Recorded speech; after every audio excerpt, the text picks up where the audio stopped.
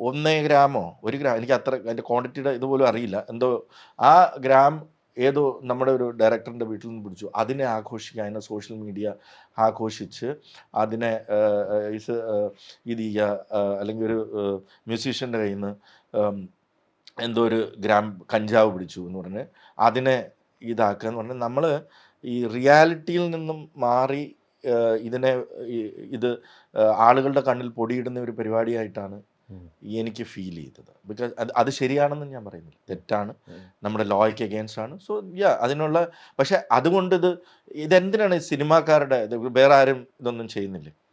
അത് സോഷ്യൽ മീഡിയയുടെ ഒരു പ്രോബ്ലം കൊണ്ടാണ്. സിനിമാക്കാർ എത്രയോ ഐ മീൻ കഞ്ചാവ് റിലേറ്റഡ് ആയിട്ടുള്ള എത്രയോ കേസുകൾ ഓരോ പോലീസ് സ്റ്റേഷനിൽ റിപ്പോർട്ട് ചെയ്യപ്പെടുന്നുണ്ടെന്ന് നോക്കൂ.